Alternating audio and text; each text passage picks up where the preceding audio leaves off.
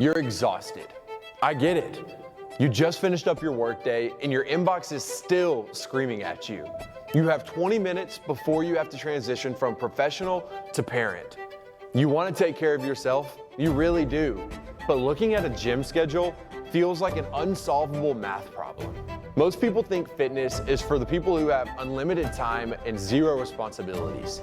But what if I told you that the people who are making time are actually managing lives just as chaotic as yours? Today, we're breaking down the life of Colton.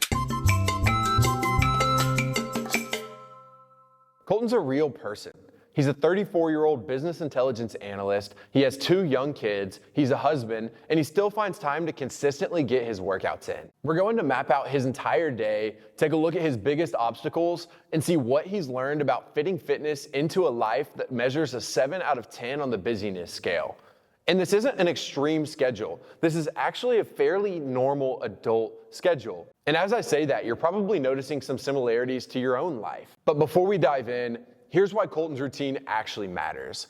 And it's not because of the specific times or because of the early mornings. It's actually because of what he's removed from his life. He removed having to make decisions in a day that's already full of making other decisions. And that's why Colton's routine is important. He figured out how to make that decision automatic. So let's take a look at his day. Colton starts his day by waking up at 4:30 in the morning.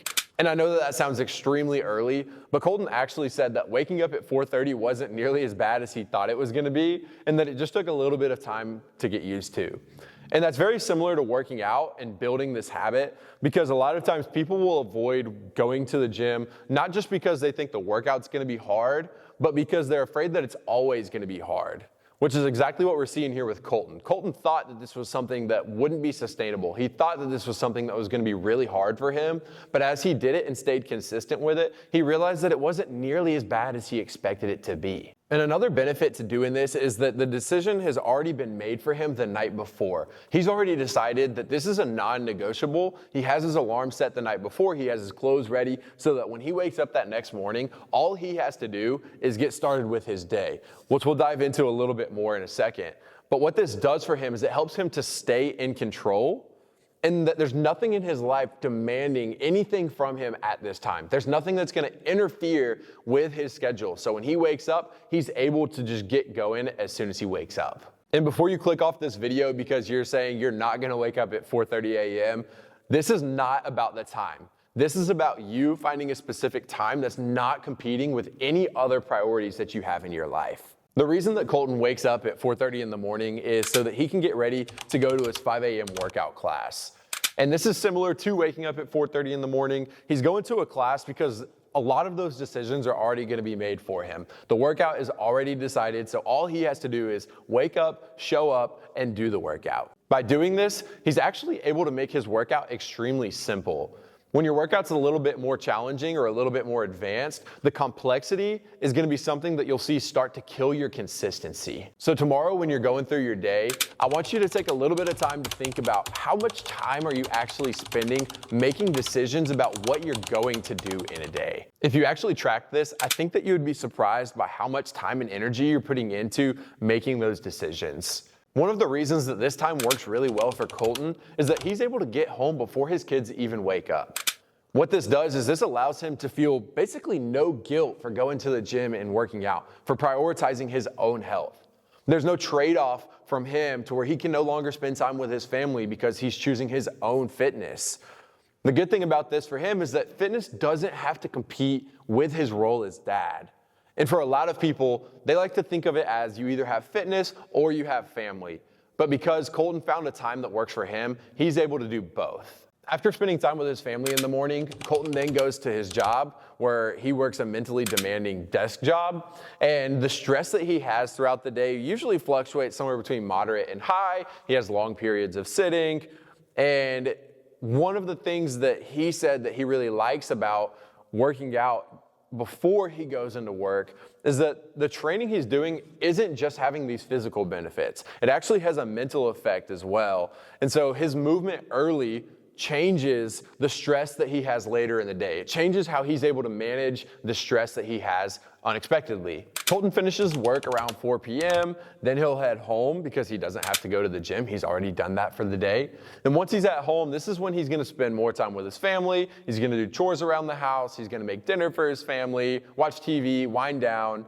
And when he leaves the office, he has no pressure or guilt to go to the gym. His fitness is already done for the day because he got that over with earlier in the day. So what's important for him is that he found the time that doesn't interfere with any other priorities in his life. He can prioritize his health and still be the best dad that he wants to be. Because Colton wakes up so early in the morning, his bedtime is usually around 9:30.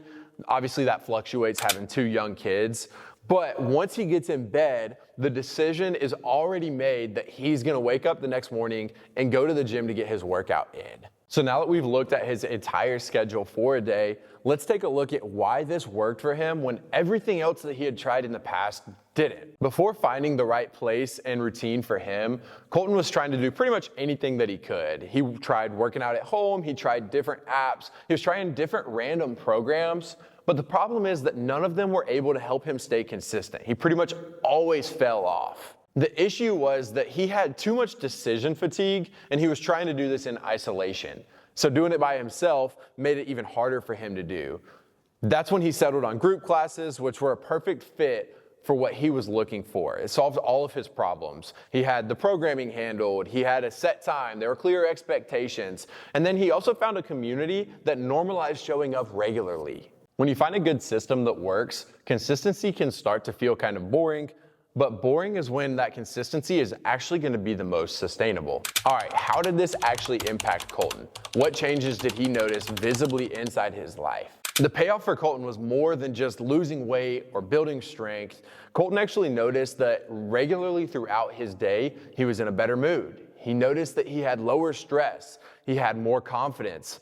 And all of these things were working together. They were showing up in his life as him being a better husband. He was a better father. He was a better employee. So for him, fitness became leverage. It was no longer the goal. Now, what does that mean that fitness is leverage? It doesn't mean that you're getting more time, right? We all have the same 24 hours in our day. So when you're leveraging your time better by implementing fitness, you're actually getting better time. Now that you've heard Colton's full routine, why would I even tell this to you? For you specifically, I want you to know that this is possible. And it doesn't require doing something extreme, right?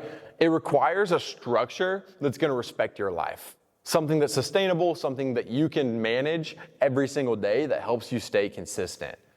And in this example specifically, I tell you this to give you an example of what can be done, of how somebody else in the real world is doing this. This doesn't have to be your exact routine. What you should do, instead of copying Colton, is you should copy the logic that Colton has in his life. You should remove decisions. You should protect the time that you have specifically for you to work out. And then you should also let someone else do the thinking for you. I want to challenge you for a second. Ask yourself this question. What would change if fitness became something that you stopped debating every day? To wrap up, I want to leave you with this. It isn't about becoming someone new. It's about building a system that supports who you already are. And building a system is something that takes trial and error. So I want to know, what's the one decision that you're going to stop making this week to save yourself some energy? Let me know down below in the comments. If you're ready to stop negotiating with yourself and start building a system that actually works, hit the like and subscribe button. Thanks for watching, and I'll catch you in the next video.